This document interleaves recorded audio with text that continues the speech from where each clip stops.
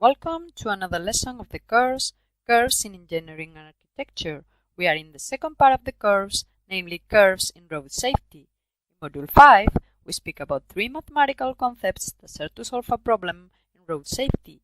Lesson 5.3 is about polynomial approximation as a tool for getting parametric equations of transition curves.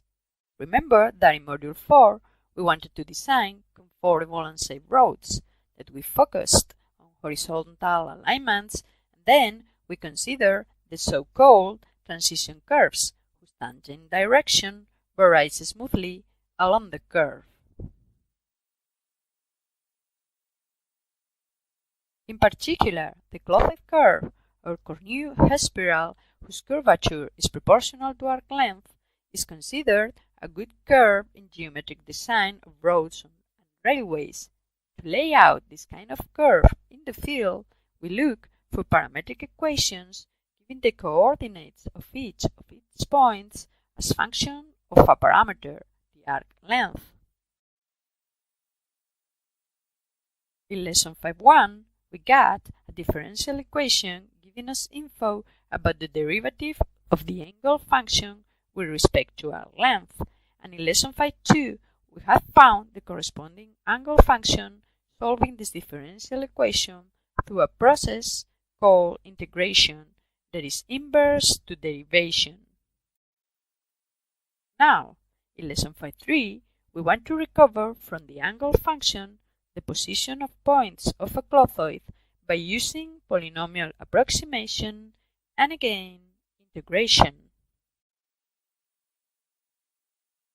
Thinking approximately, a piece of clothoid around one of its points is similar to the corresponding piece of the tangent line at that point, so the function angle with respect to arc length determines the tangent vector to the clothoid, and therefore we have an expression for the derivative of coordinate functions x and y with respect to arc length. This way, by linear approximation, we get two ordinary differential equations that we want to solve by integration, as we saw in previous lesson. But the resulting integrals cannot be expressed as combination of elementary functions because they involve the sinus and the cosinus of the square variable of integration. Integrals are new functions that are known as Fresnel integrals, related to many topics, as for example of the questions. Then, to get a useful expression of our coordinates function, we use linear approximation again in the following way. We consider our curve as the graph of a function, and we approximate the height of the graph at some point by the height of the tangent line at that point. Remembering now that the slope of the tangent line to the graph of a function at a given point is the value of the derivative of f at that point, for x close to a, we can approximate the value f of x by the linear polynomial consisting of f of a plus f prime of a times x minus a when the derivative exists. This polynomial is known as the Taylor polynomial of degree 1 of f around a.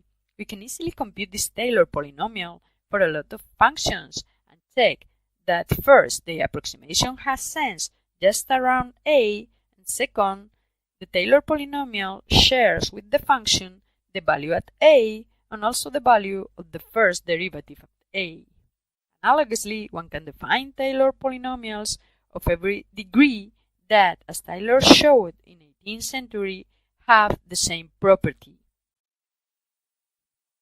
In this sense, the Taylor polynomial gives a good approximation of a function f around a point where certain derivability conditions are satisfied. Now, remembering that polynomials are easy to integrate, to compute the Fresnel integral we got as parametric equation of a clothoid, the idea is, first, take Taylor polynomial approximation or function that is inside the integral, and second, integrate this polynomial. In this way, one can approximate the functions we want to integrate by polynomials, and then by immediate integration one can get the coordinate x and y of each point of a clothoid as function of a parameter. So we have finally found the parametric equation of a clothoid that are useful to lay out this curve in the field. So let's learn more about transition curves in Module 6.